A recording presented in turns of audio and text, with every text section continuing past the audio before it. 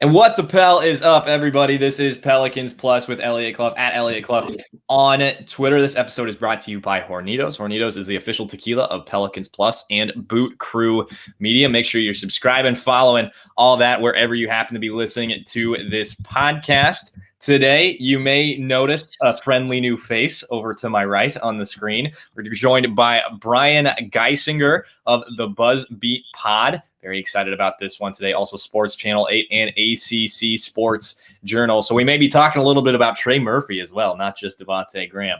This will be a fun one. Brian, how are you doing today, man?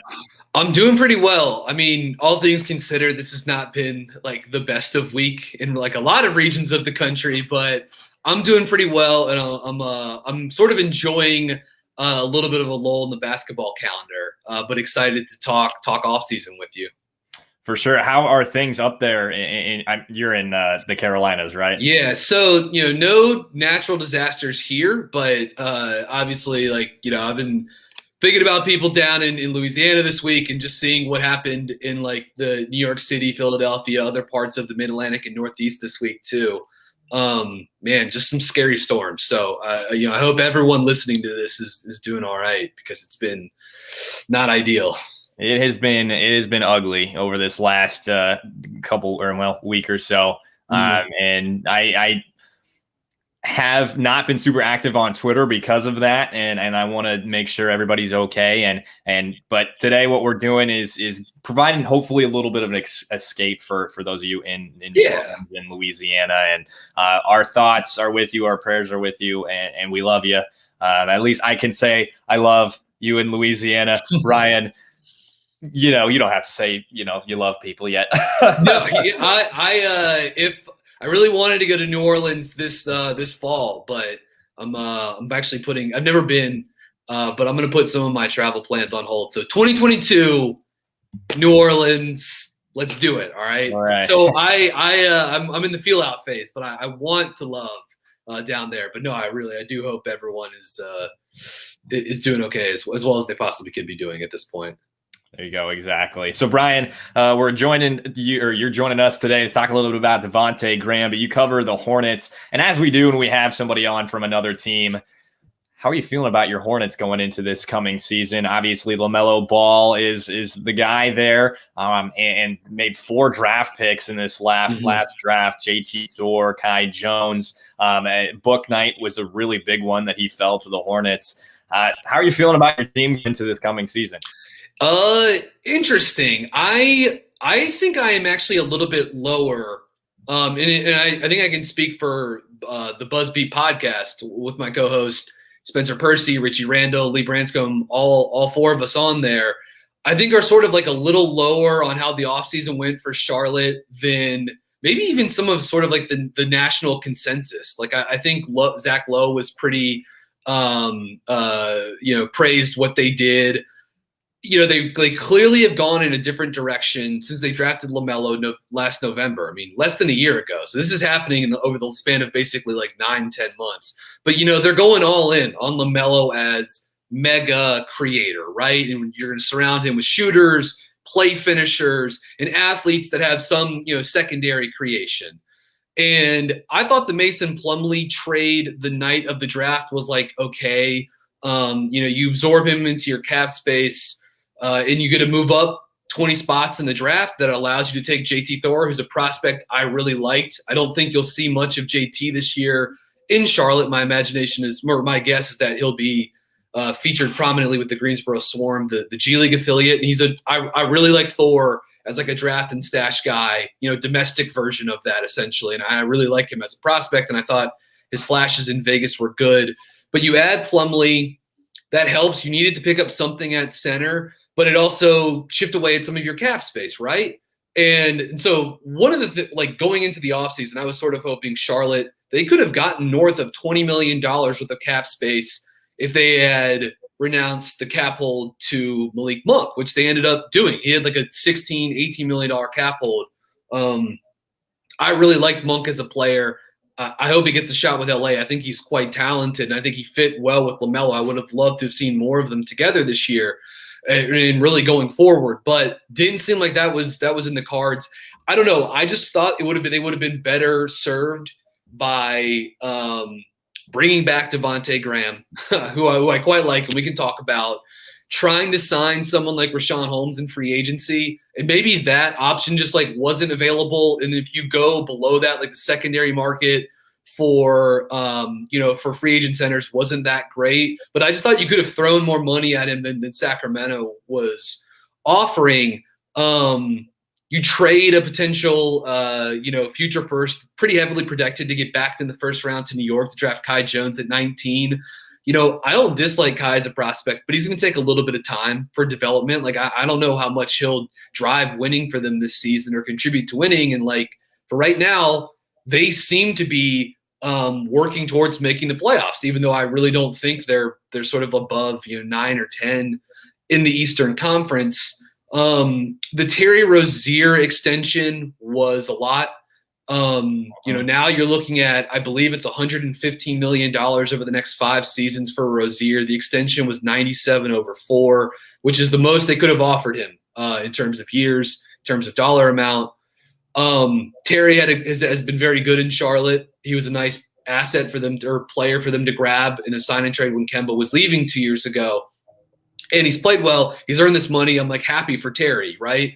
But you're paying Rozier to be like an elite 2 guard now, right?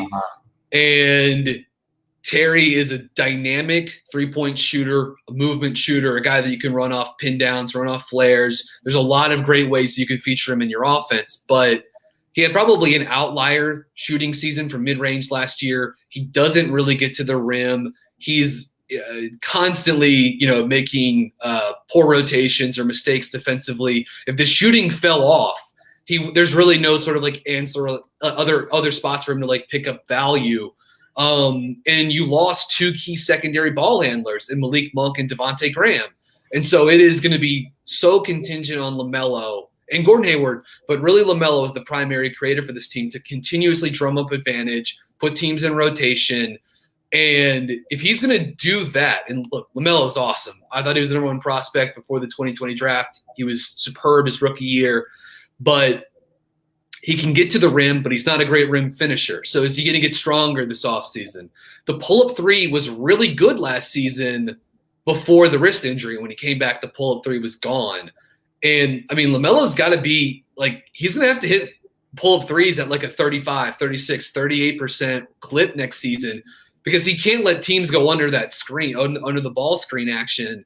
Because if they do, that's just going to gum up everything for Charlotte's offense. So, like, I kind of also – but going forward, I obviously am intrigued by what they're building around LaMelo. They had a busy offseason. I don't love everything they did. The Oubre signing is fine. Good athlete, good contract. In losing Devonte stinks, but at least you'll get it. Probably maybe you'll get a first round pick out of it. But it could also very well be conveyed as 2 seconds. So at least you got something for that. But just losing Graham, losing Monk, losing Cody Zeller, I don't know. That's a lot. So I don't know. I'll let you jump in and maybe give your thoughts here on the Hornets or push it along. I don't know. If I had to like give the offseason a letter grade, I would say like C-, C. I think they got, at least in terms of like next season, marginally worse. Long term, I think that's still up in the air. We'll see what happens with Kai and JT. But I just think the East got better overall and they got a little worse. So like I think they're going to be gunning for a play-in spot at best next year. It was an interesting mix of going for the future with adding JT Thor and Kai Jones, and to a degree, Book Knight, who will be a scorer in this league. Yeah. But then also adding Plumlee and Kelly Oubre. It's just this weird hybrid. It's like what the Pelicans did last year. It's great if you can do you can sort of like build out in 2 directions too, right? It's not easy to do that. You can do it. The Celtics a couple of years ago were able to do it when they owned so many other teams' draft picks. And I guess that's kind of what New Orleans was doing. Yeah. Hey, man, I could go for a couple Hornito shots as well, too. But you can do that. You can sort of like build for the future and contend now if you've got really good young players and just like you control the draft picks from another team, right? So Boston never really cashed in on this, but you can kind of wear sort of two different shoes at the same time. I think it's harder to do that if you don't have like a surplus of like draft picks. Right now, Charlotte controls all of their stuff for the most part, but it's sort of hard to do that. And prior to the Oubre signing, and certainly prior to like the Rozier extension, it looked for a second like they were maybe taking a step back. Outside of like the presence of Gordon Hayward on the roster, it was like, wow, they're so young. Like Rozier's expiring, they could trade him at the deadline. Like all of this stuff, it was like, wow, are they gonna like just take a step back, add some stuff around LaMelo, then build out? But you extend Rozier, you add Oubre, and it seems it seems still like no, they do want in fact gun for the playoffs. But they've tried to do so while also like protecting the future as much as possible. I don't love everything they've done, but I think the process in some spaces has been pretty good too. I'm interested to see how they shake out for sure. The last season, definitely one of the more fun teams to watch, a league pass team for sure. But transitioning here to talk about Devonte Graham, we've heard the volume shooting has been a big thing. That's something that made me very wary going into the addition of Graham and the rumors around him. And a lot of people felt that way too. I was like, and like the field goal percentage is just it's atrocious. That's what made me worry more than anything. But he's a volume shooter from three. Shot 37.5% from behind the arc last year. When you look at the type of shots that he took last year, is it off the dribble? Is it catch and shoot? Is it off pin downs like you just mentioned with Terry Rozier? What kind of shooter is he? He's a super versatile 3-point shooter. The thing that I'll say about Devonte is a point guard that doesn't really get to the rim.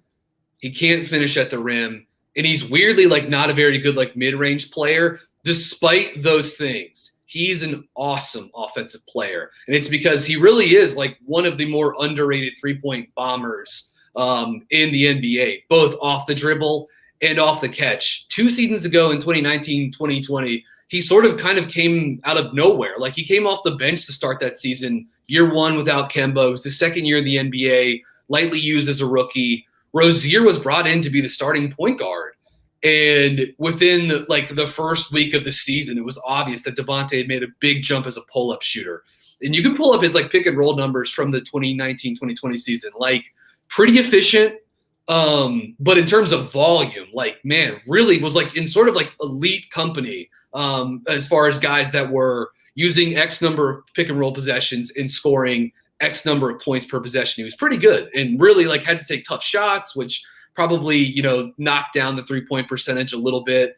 And then this season with just like more playmakers in the door, like the presence of LaMelo, Rozier's got to have the ball. Hayward's in, he's got to have the ball. Monk became an important player for them.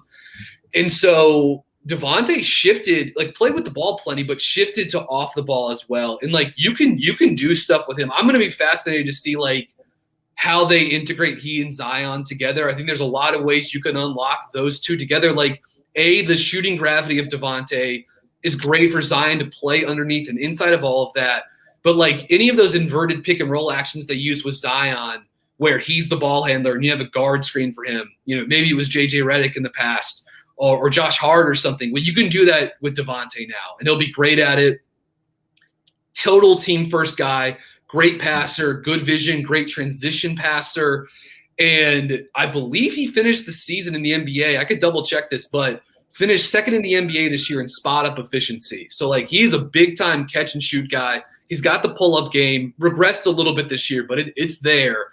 And when Rozier missed time for stretches this year, Charlotte moved Devonte to more of like an off-ball combo role and started running him off screens and running him off pin downs and using these sets and these actions that they run for Rozier after timeouts or whatever, and putting Devonte in that role. And he can totally do that too. So he's a guy that just strikes fear, or should at least, in opposing defenses, but he does basically everything from like 25 feet from the basket. He's just he's a weird player, but he's really impactful And he's so good on that side of the court. It makes up for the fact that he's probably a negative defender. We're going to get to that for sure. The issue for a lot of last season was that Eric Bledsoe did not make three-point shots. Steven Adams clogged things up, and there just weren't a lot of three-point shooters on this team. If you count Nah as a three-point shooter, Nickeil Alexander-Walker, which I would, percentages might not indicate as such, but he really progressed last season. Some people are talking about him as a most improved player candidate coming into the coming season.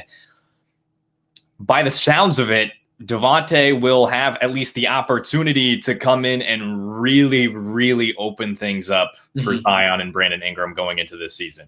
Yeah, he does, because he doesn't need the basketball too. Like that's a great thing. He's an excellent relocator guy. Like even when you're not running him off screens, he's really, really good at if someone's drawing two or weak side defender digs or turns his back or whatever, Devontae's really good at just sliding 5-10 feet left or right, just making himself available for a catch and shoot. So when you have gravity guys like Zion and BI that demand extra attention, Zion is amazing, right? Like he's just the most unstoppable force in like all of North American sports.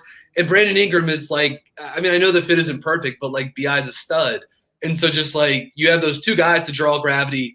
Graham's going to be, at least offensively, I do worry about the defense, but I love what he can do for them offensively, because he can help set those guys up and make their lives easier, but he doesn't need the basketball. He can space the court, and he'll just do whatever you ask him to do.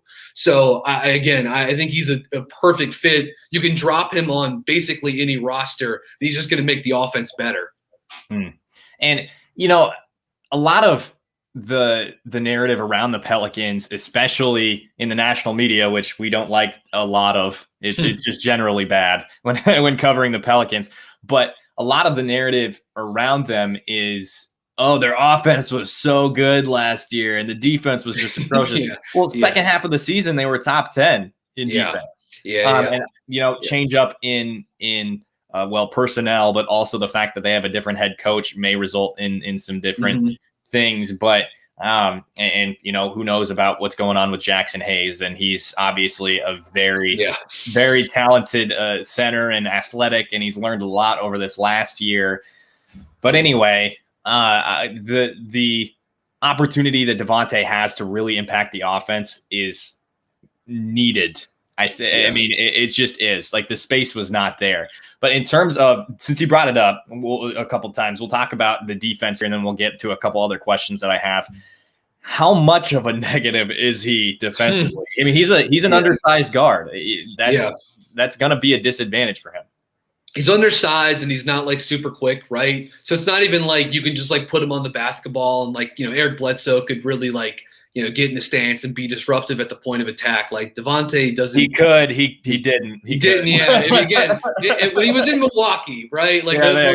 Those were in. Obviously he was very good in Milwaukee's pick and roll defensive scheme when Bud got there those first two seasons. But the one thing I will say with Devonte is that his the issues he has on defense aren't for a lack of feel or sort of knowing where he needs to be, or a lack of effort or anything like that. He's a very clever player, and tries hard, right?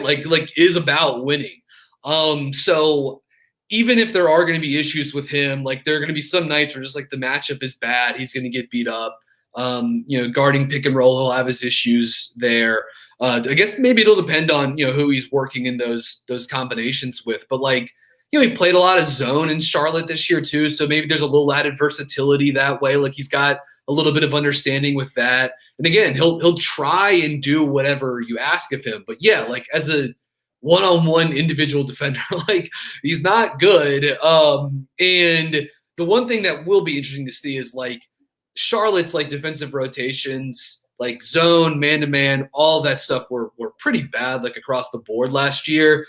And so, how much of that was just the product of the team, or was it, Devonte himself? Because you had a lot of guys that sort of struggled with those responsibilities at time. As I mentioned, Rozier is pretty bad at that stuff. So I don't know. He's not going to be good on that end, but I don't think it's going to be every night you're going to be like banging your head against the TV screen, wondering like, oh, Devonte's getting abused again. I don't think it's quite as like overt as that, but obviously like his value is, you know, he's a DH in terms of like providing value. He's significantly better on the offensive side of the floor. Okay. And for reminder, for those of you who are listening, feel free to drop a comment, ask any questions regarding Devonte Graham that I don't hit or that you've been curious about for a while. So in terms of, you mentioned him being a team first guy. He went from being in the starting lineup to being a sixth man off the bench, sort of a scoring punch. What role fit him better? Looking at the Pelicans roster and what they have available going into this season, do you think he should start at the one? Do you think he'd be better off, or he would serve the Pelicans better being with that second unit and being a primary scorer there? So I think like independent of team, the role Graham is like best served for is like bench gunner, right? Like come off the bench. He can absolutely run a second unit. And like, I think you can close games with him too. Like he's that good of an offensive player. One of the reasons why like Charlotte, I think ultimately Charlotte had a magic number in mind where they were like, oh, well, we would resign this guy at this kind of number. And, you know, New Orleans was willing to offer, you know, a little bit more than that or way more than that. I mean, I don't know what that number was. The one thing, and maybe Charlotte said, look, if we have LaMelo, we can't pay but X number of dollars per year for like a backup or whatever. And ultimately, like, I do think Devonte is like best served as that. He's probably like a top, if he was a starting point guard, he'd be like a top 25 guy, somewhere in that range, maybe. But as a guy that you bring off the bench and you just use him to augment and improve your offense, he's perfect. Like, so I think you can start him. It's not a disaster to start him. I think he's probably played well enough to be a starting guard in the NBA.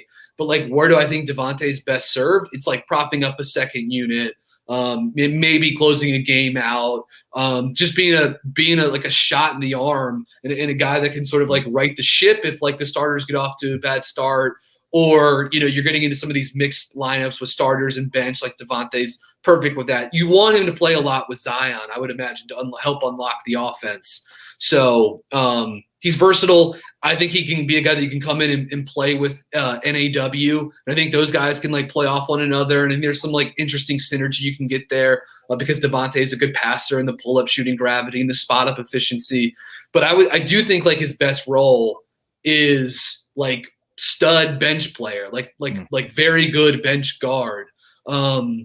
But if you're at that level, I don't think it's like a crime to be a starter. I think you can be fine in that capacity as well. Sure, and I love the point that you make in terms of him being just a shot in the arm. That's a great analogy, and a lot of people in Pel's Twitter feel that way about him coming off the bench. The issue for me is who's the primary ball handler if he's going off the bench, because it'll have Zion. To be. I mean, right? Point Zion is great in spurts. Mm-hmm. It's great in spurts because it throws off the defense. They just don't know what to do with it. And then there's Brandon Ingram, who can create his own shot, but feels, I mean, it's as if Stan Van Gundy said, every time you have the ball in your hands and you start dribbling, create your own shot and just tell everybody to go away. And Nickeil Alexander-Walker can be, I mean, he can be good enough. Let's say that as a ball handler, but again, another guy that you don't want him to have the ball in his hands to start every possession. Yeah. So it's just about who you have in that starting lineup, and I think it'd be really fun to put. No, I mean, it'd be interesting, maybe not fun because depending on the outcome, but not at the 1, BI at the 2, Zion at the 3, Trey Murphy at the 4, and Jonas at the 5. There's a lot of different options that the Pelicans have, and luckily it's an 82-game season, and Willie Green has a lot of time to figure it out. But I don't think it's necessarily a lose-lose or a win-win, but it could go either way. Yeah, I kind of like the wing rotation for New Orleans, right? Like Satoransky's a good decision maker. Hart's just awesome. Like he's just like built to be like a rotation guy on a playoff team, right? Because he makes threes and he defends and rebounds. And I mean, I really like Trey Murphy as a prospect, and he was awesome in Vegas. Like just to state the complete obvious, he was phenomenal in summer league. Najee Marshall, and the recently drafted Herb Jones. Love both. Loved Marshall coming out of Xavier. Phenomenal passer. Like everyone who follows the Pelicans knows, he had a nice rookie season and he was good in summer league. And just Herb Jones is just like a fun piece that you get to like move around the court. Was one of the best defensive prospects, heading into the draft the last couple of years. Cutter, smart player, can pass. Like you can do some fun stuff. Yeah, athlete. Yes. Yeah, mm-hmm. And it'll be cool to see what you can do with he and Zion. But yeah, I really liked Najee Marshall, and I'm glad that he got a shot to run with the Pelicans last year. That he like kind of made the most of it. I think he's a rotation player in the NBA. And I'm hopeful that year two for him is productive as well. So again, to reference the team first notion about Devonte, would you classify him as a leader? Mm-hmm. Yes, I would definitely. And I mean, it was a little different in Charlotte because that was like a younger roster, And I mean, I guess the Pelicans, I would say they're pretty young as well. Seemingly. So no, do I think he's a leader? Like, hell yeah, I definitely do. He is a guy that whether he's in street clothes or whatever on the bench, he's going to be the first guy up to celebrate a big play. Has taken whatever Charlotte on like a monthly basis over 3 years was giving him a different role. And he just happily took whatever you offered from him. No, I do. And I think Charlotte's going to miss his like steadying presence and along with the pull-up shooting. And then the 3-point, just like the spot up shooting, more than maybe even some people that really follow the team closely are going to understand. But everyone who followed this team, covered this team, was a fan, whatever, loved Devonte's spirit. He is like a vibes guy, and so I do think vibes are immaculate. They are like with Devonte, the vibes are very good.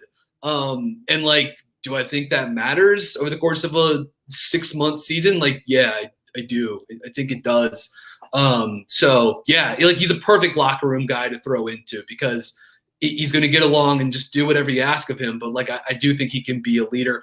I think he got a lot of that from the one season playing with Kemba. Oh, wow. Okay. Very cool. Yeah. And having that is definitely a positive, having that in his back pocket. Mm-hmm. And to reference those additions again last year, a big push for me when, the Pelicans were talking about adding Kyle Lowry was, well, everybody was saying he'd come in and bring leadership. And I had one person say, wasn't that what everybody said about Eric Bledsoe and Steven Adams? Well, the dude's actually been a leader before. Like it's not in theory. And that's great stuff to hear about Graham too, because, there were just times where the Pels just looked dead in the water. And that, I mean, Ingram, it's kind of a consensus on Pels Twitter that he just quit and stopped trying on defense because of his relationship with Stan Van Gundy. So who knows? The Wells seemed. I watched a lot of Pelicans games because of Zion, who I covered when he was at Duke, and obviously love him. He's amazing. But the Wells seemed like a little poisoned at times. Certainly like late in the year for New Orleans, with specific to like Van Gundy and Bi. I'm kind of my niche in Pels Twitter and in the podcast sphere is just to calm the waters. And I was like, we can all freak out and say Stan Van Gundy's going to get fired this offseason. Let's just calm down. And I was so wrong. I was so wrong. Hey, they brought in Willie Green, and I love Willie Green. It seemed like a good hire. It does. Yeah, and just the way he's been with the team and the little clips that we've got to see during the summer league, and he is just a player's coach, but also commands respect, and that's just what you need in the NBA to really be effective. Lastly, before we let you go, do you think that the Pelicans are getting their value for their money? They shipped out in sign and trade Lonzo Ball, who got that 4 years, 85 million, I think, with the Bulls, whereas the addition of Graham is 4 years, 47. So you're saving a ton of money for a guy who's probably going to be more consistent from behind the 3-point line. defense won't be there as much as is for Lonzo or was for Lonzo, although he is an off-ball defender more than on-ball, not a point-of-attack guy. Mm-hmm. But anyway, is the value for the money there when you're looking at Devonte? And would you have been happy bringing him back on a contract like that? Yeah, actually, yeah. I mean, I was sort of hoping Charlotte could have, and this was obviously wishful thinking, I sort of thought maybe the model was like what Denver got Monte Morris on, which was like 28 over 3 years. And I was sort of thinking like that's an elite backup point guard that can play with the starters, can fill in for Murray when Murray's not. And so I thought, wow, could you get him at that, right? Could you get him at, in that $8 to $9 to $10 million range? He goes for a little bit above that. But yeah, no, I wouldn't have any. If Charlotte had brought Devonte back at this number, I wouldn't have had any issues with it. Again, he's a really good. He's like, again, you're going to see it more like on hand this year. Again, he doesn't get to the rim. He can't finish at the rim. The mid-range game is like kind of a mess, but he has leveraged the power of the three to unlock the spot-up game, the pull-up game, and the passing that comes off that gravity. So, but yeah, I would have been totally fine with him at that number. It's a that is a reasonable number. Like, I'll be honest, I didn't love the Pelicans off season in general, but I think in a vacuum, I love Valanciunas. He was awesome this past year. I love Devonte Graham. He's been a phenomenal offensive player for 2 years now. He's not like a fluke. He's really good on that side of the court. And 2 seasons ago, Satoransky was the only good decision maker Chicago had in the backcourt. So, I think ultimately they did okay. I mean, I know they've been getting filleted by a lot of some of the national columnists and talking heads, but I'll be fascinated to see how it actually manifests on the court. I do think there's some really cool things you can do with Devonte and Zion, and I'm fascinated to see how Willie Green looks to unlock that. I think they'll miss Lonzo. He's good. He's a good two-way player, but I think there's enough here that it's not inconceivable. This could be a playoff team. I mean, I want them to be a playoff team because if they are, then the Devonte Graham trade that conveys to a first round pick. So it could be a win-win here actually. So let's go. But I like Devonte. There's also there's cool North Carolina ties to this roster. Zion played at Duke. Trey Murphy's from Durham. I live in Raleigh. Devonte Graham's from Raleigh. So we like those. We like the local ties in North Carolina that are on the Pelicans too. Right, absolutely. And speaking of Murphy, you had mentioned this before we started the pod. I'll just ask you one quick question, then we'll let you go. I want to be respectful of your time. But you said you watched a lot of Trey Murphy. You said he's from Durham, played in Virginia this last season. Is the summer league performance legit? Is the hype around him legit? That 50, 40, 90 shooting, the defense, his length, he may very well grow a little bit more. I mean, he's just 21. So yeah. Is the hype surrounding Trey Murphy legitimate? Is it warranted? I think so. And I mean, he grew in college. That was one of the reasons why he was at Rice to begin with and not, he transfers to Virginia. It's crazy how quickly this all happened. This time a year ago, September 2020, the plan for a period of time was to have Trey Murphy redshirt last year at UVA. Yep. And he gets declared eligible a week before the season in November, basically. And he starts that first game and it was just phenomenal. I know Trey has he could get stronger, which would help out the defense a lot. But I thought his defense in college was pretty good. It looked way better in summer league against better competition, super encouraging. And his actual shot is a little weird, the form, but if it goes in 40 whatever % of the time, who gives a rip? I think he's got I think there were flashes of an in-between game, curling off pin downs, shooting runners, didn't see a lot of it, but he's got a good shooting stroke. And he is a violent cutter without the basketball too, which Virginia really tapped into by just having, they'd run a lot of these spread ball screen actions, pick and pop. And then when the weak side defense would bend to Jay Huff on the pick and pop, Murphy would just rip backdoor. And I mean, they just crush teams over and over again with that action. So he moves without the basketball. He can shoot off movement. Two-way player. You can see him you can play him with Zion. You can see him staying on the court in a playoff scenario. I just, why can't he be a Mikal Bridges type guy? You know what I mean? Like, why can't he be something like that? We'll see. I mean, Bridges is such a good defender. I don't know if Murphy's quite there. We'll see. But the 3-point shooting is real. The off-ball movement is real. I believe in Trey Murphy, and I think he's going to be a good player. And it's just crazy to see how quickly this happened. How quickly it went from he's redshirting to he's playing to he's starting to can you imagine this guy not on the court for Virginia to he's trying out the draft waters to he's probably a first round pick to he's 3 spots outside the lottery come draft day and looks like he's going to be a really, really important piece for New Orleans going forward, which is exciting. Very exciting. Brian, I appreciate you stopping by. We had some technical difficulties to start, but we appreciate you sticking around and showing the resiliency. That's right. What you're going to get from Brian Geisinger. So at @bgeis_bird on Twitter. Go give him a follow for the excellent Hornets content.